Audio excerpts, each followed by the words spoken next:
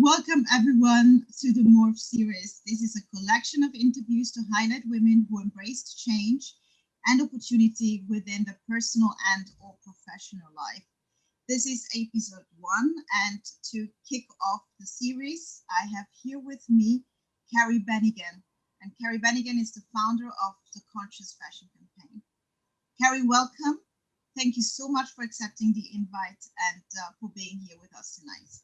No, thank you so much for doing this important series, and I am thrilled to be here talking live conversation with you, as we're always connected on social for many years and also through our event world. Yes, absolutely. And for those who may not know the Conscious Fashion Campaign, it is basically the North Star for any sustainable brand, because it is what puts our vision to want to be a sustainable brand into concrete sustainable development goals. It pins them down to concrete targets that we can then translate in key performance indicators that we can then build into our concrete business plan and actually make change part of our execution of our visualization of this wonderful passion and mission that sustainability is, and the importance of sustainability in the fashion industry, which is one of the main culprits when it comes to a negative environmental impact. So, Kerry, this series is about morph moments, and I know you had a magnificent career in New York in fashion, and then you got stuck in the UK in the midst of the pandemic. And can you tell us a little bit how you embraced this change that happened in your life? Yeah, I mean, I think 2020 was life-changing and pivotal for many people. And when we look at where we sit in this pandemic, I think it's so important to mark the milestones and those changing moments and how we adapted to them and what that looks like now. And for me, coming home was never expected or on the cards. I'm originally from the UK. I've spent 17 years in the US building a life, as you had mentioned, and with that, a company. I'm a social entrepreneur where I work on activations to drive change, positive impact through fashion and media. And so my work, as you also mentioned, of the Conscious Fashion Campaign, it is focused on bridging the gap between the Sustainable Development Goals and the fashion sector. And whilst pre-COVID, we were very strongly working at events, physical events, providing knowledge, education, and partnerships. Mm-hmm. What I have been forced to embrace, and I'm actually shocked how much is out there in innovation, is technology. Yes. And it's actually technology not only that has enabled my life to adapt, but it's also accelerated the outreach for the Conscious Fashion Campaign and how we can actually connect with people globally. It's more accessible to find out what people are doing. And it's been incredible to watch the growth of the sector as they learn to embrace sustainability. And I know that there is still a long way to go. There's so much progress that still needs to happen in the fashion space. But I think when you look and ask me, how have I adapted to this change?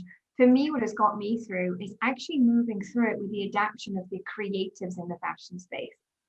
Oh, that's interesting. Yes. I mean, I think that we all embraced technology at a degree that we would never have managed. I imagined that we would be able to. And we discovered a whole new world of accessing other people and spreading and learning. And I think the fashion industry, with the advancements of technology, is now becoming so much more accessible, and that knowledge, for good or bad. We have seen things being exposed about the fashion industry that needed to be to the masses about garment workers, workers' rights or lack of, what's happening in the environment because of this sector. And it's technology that has driven that. And I think for myself, I've never embraced technology to the way that I have now, and whether it be connecting us for conversations like this, being able to do video with friends and family around the world, being able to stay connected with colleagues as if we're almost in the same room. Yes. And just being able to also speak to people all over the world, where prior it was like, I'll catch up with them at that event. And then it was so busy at these events. Yeah, you would never get to speak to them. Yeah. That you actually didn't get to see everybody. We were always running too quick. Yeah, so this is going to be a part of the way we communicate going forward as well, and we run events. Oh, absolutely. So tell me a little bit about your past. So you were working, the conscious fashion campaign has been more of a recent endeavor of yours. Can you tell us a little bit what the morph moment was in your life where you said, I need to be something, I need to be an activist in sustainability. This is where my heart is, and this is what the world needs. How did you get to that point? So I moved to New York when I was 21, had the option and opportunity. And so I grabbed it as a small town surrounded by countryside living in the UK. Yes. And I got out to New York, and I've had a big passion for fashion and retail. And I think, growing up in the UK, in the town that I was in, it was you worked in a shop in some form. And so retail was a part of my growing up in early years, teenage pocket money and so forth. And so when I got out to New York, it was really interesting how basically I felt like people kept saying the world is your oyster, but you still return to the familiar. And for me, it was starting to look at retail and fashion and how beautiful fashion was embraced in New York, and the speed of way that people were connecting and cultivating and sharing. But what I found interesting is that I didn't feel at that time, which we're now looking back 16 years or so, was that there wasn't enough platforms to actually embrace and cultivate next generation fashion talent, not the way that I was used to seeing it in the UK and Europe. And so my first company that I set up, I co-founded a platform that would showcase fashion designers during New York Fashion Week, giving independent and next gen talent the opportunity to be showcased at this key time in the calendar. And through that, it was really focused on working with certain countries and regions, and also just really giving opportunity. So it became very focused on economic development and innovation, as well as cultivating next gen talent and making sure that we're diversifying the fashion sector and giving an opportunity. Through that, whilst I thought doing fundraisers and the give backs and I suppose back to the term economic development, I started to realize it wasn't enough. And so I wanted to explore more. Whilst I was producing a lot of shows for designers at New York Fashion Week, I was like, okay, we know they're sellable, we know they're scalable, and we know they're wearable, but we're not asking questions on the treatment of their workers. What's the factory environment? What's the supply chain like? What's their fabric choices? What's the disposable plans looking like here? We don't know any of this. Yes. And so basically I started researching to learn more and realize that just focusing on economic development and innovation wasn't actually enough on the give back side of things and growth around sustainable development. And so once I started learning more about the impact of the fashion industry and environment on people, I literally just fell down this rabbit hole that I could not get out of. And I'm glad that I didn't. And I think for me, it really made a huge moment for me where I realized I was an active part in the perpetuating the negative side of the fashion industry. Yes. Pushing new seasons, buy now, get this, pushing sample after sample that needed to be made and rushed, the just unnecessary travel, the transport of the samplings, and it just goes on and on and on.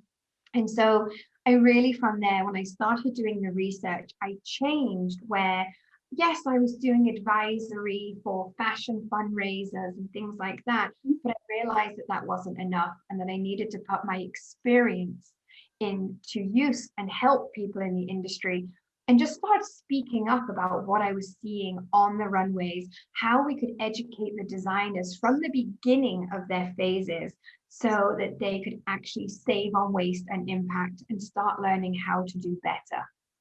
Yes, absolutely. Because a lot of people don't have the awareness, right, of what a piece of garment means, what is behind it. We see the beauty of it, and we see a price tag to it, and we may look even at the fabrics, and maybe the other where it was originated from, but that is all, right? And there's so much more information that we would need on the labels to have a complete transparency of what demand we are producing, what message we're giving with our purchase, because it's the consumer that actually creates the supply, in my view.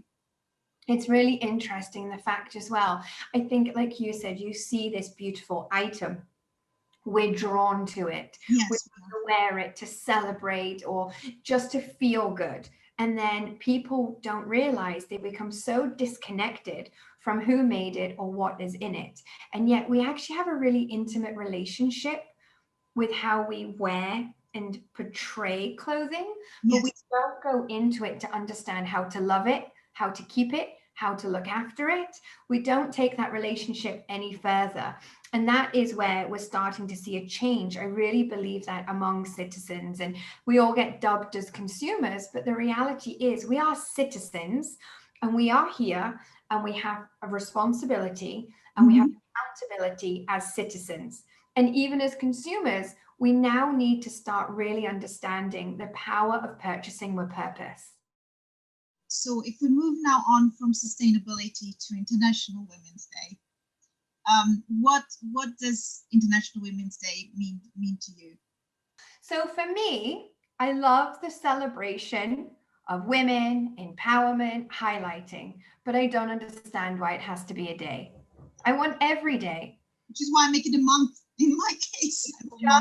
The reality is, women need to be celebrated all the time. And when you look at what's going on in the pandemic, it is women that have been placed on the front line, whether as stay at home, schooling, nursing, medical, unpaid care work that is happening just naturally. The caregiving that women put forward in so much in their home, their community, even to strangers, it's just naturally there as the nurturing. And so International Women's Day for me, of course, is a moment and a milestone to always celebrate what we're seeing around us. Yes. But to me, it also highlights a disappointing moment like any of these days. But the reality is we also need to embrace it as a community and say, yes, this is our moment, but we have to make this a movement. It is not a moment. We have to always be there celebrating what women have come up to so far, ensuring all voices are heard, ensuring that we continue to celebrate, and more so that we fund and push all the work that is out there to help women grow. Yes, that's beautifully said, Kerry. Wow. Oh, thank you. I'm just still working through it in my head. That was so good. I'm glad it's recorded. I can listen to it again. Very inspirational. Thank you so much. That's great. And so when we talk about women, women are wonderful. Actually, women, I mean, also men are wonderful. Diversity is that's what humanity is made of, diversity.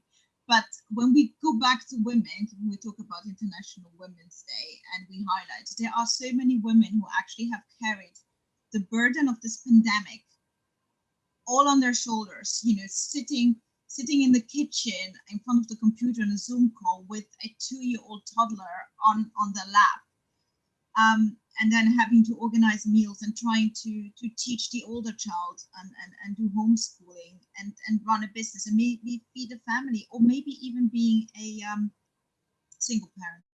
It's a lot to carry. It's a lot of stress.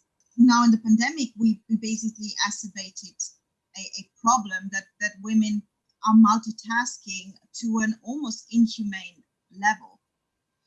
And also sometimes women suppress their desires or their creativity because they just cannot handle everything. Now, you are juggling a stellar career with being a mom. And what would you say to a woman who has a Morph moment like you had with sustainability, with your mission to to make change? What would you say to a woman who says, I would love to execute my vision, whatever that vision is, but I don't know how to get about it? Would there be what would be your advice? What would you tell her? I know it's very difficult. It's a very tricky question because we don't have an example of a person telling you what exactly her issues are, and so it's I get asked this question a lot. Okay. By females of different stages of their career, in school, graduating, wanting to change career, or in their career want to embrace a next stage, with kids, no kids, all kinds of levels of where they might be in their life. And I say several things. And so the first thing being is invest in yourself. You have to invest in yourself, and you have to push guilt and shame aside when doing that. And I don't just mean financially, that can come. It's actually, even if you don't have money, you have time, and you need to make time, and you need to invest time in yourself. Does that mean going for a walk for 20 minutes and thinking through your ideas? Does that mean journaling? Does it mean having a hot shower and then smelling oils? Does it mean just switching off and doing nothing? Is it the gym? Is it cooking? There's many things. But once you start small and understanding the importance of investing time into yourself, you can then start creating more and more units of time that are specifically for you and your ideas and your dreams and what you want to activate. Then I say, be unapologetically determined. It does not matter. I'm going to say something and you can edit it out, but it is like, fuck everybody. You have to. Okay, you see? Huh? Oh, okay, you. You have to be able to switch off and not listen. Yes. Actually, not fuck everybody. It's almost like fuck the naysayers is the whole point. Because as women, for some reason, beyond so much societal pressure, we still have these voices in our head saying, don't do it. What will they think? You can't do it. You don't have time. You're too tired. You have to be unapologetically determined. You don't have to treat people bad. It's not about that. But it is getting out of the habit of apologizing for wanting to do something for yourself and taking the time to do that. Yes. Now, specifically, if you want to tie it to getting a career in sustainability or anything else, it's about reaching out. Ask questions to those that you admire. Follow those, read about them, find out what's going on, research, learn. And for me, I think one of the biggest things, advice, it worked for me and I love it. I love my friends from all over the world. Learn from people that do not look, sound, or live like you.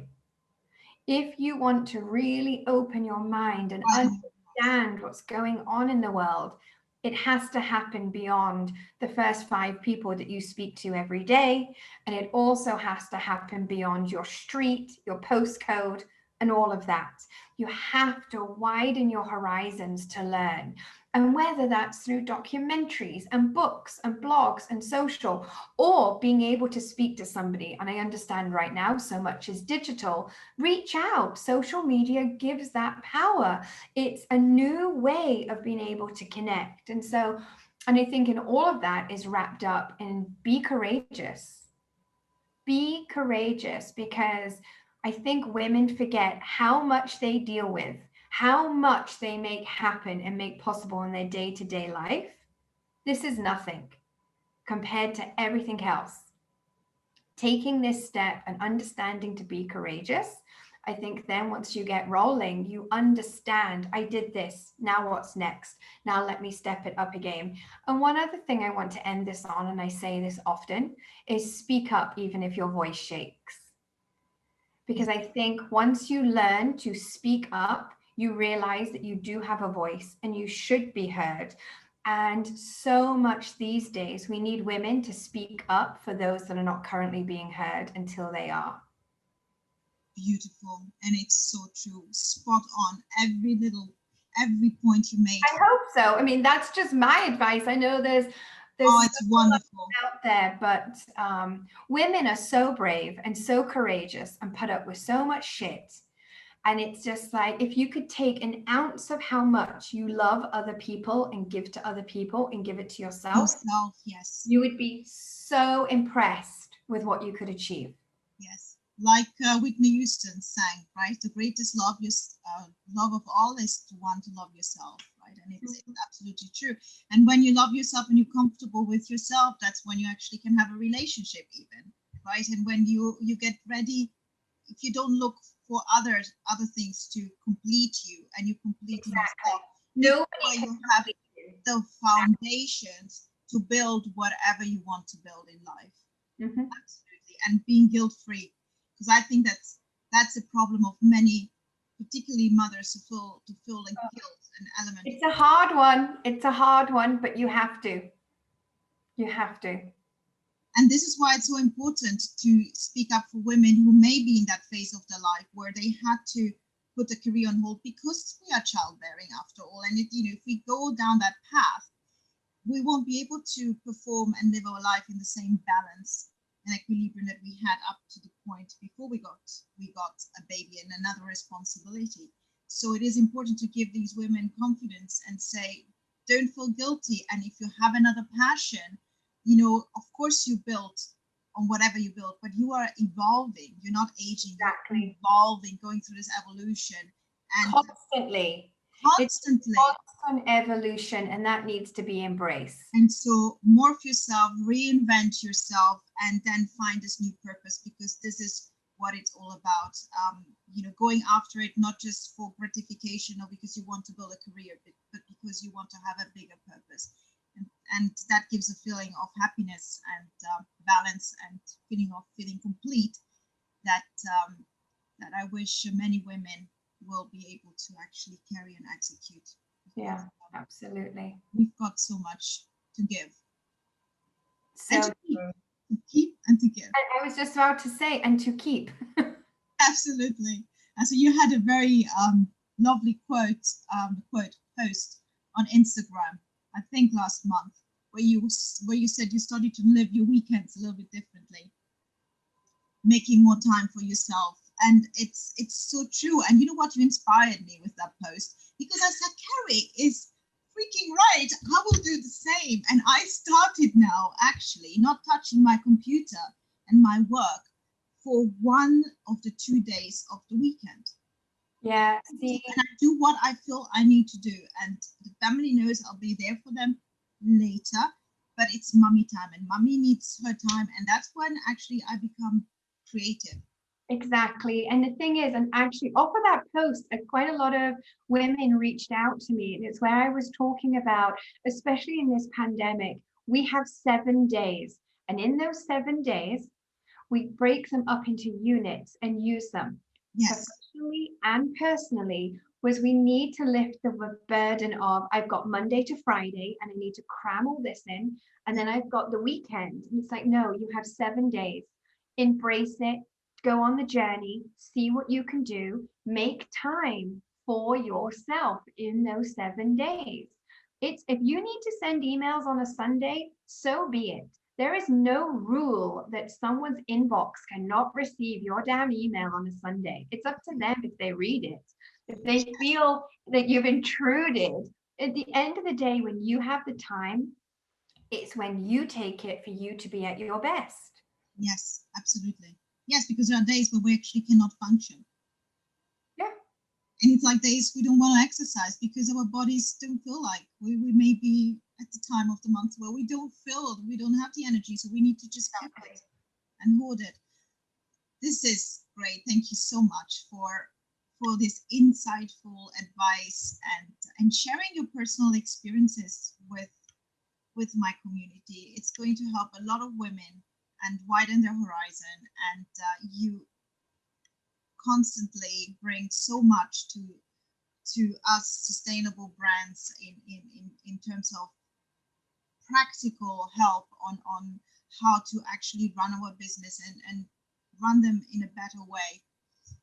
because I always like quoting Roberta Lee, the non-sustainable stylist. She said, "Sustainability is not a final destination; it's a journey." And I love Roberta. I love Roberta. Yeah, me too.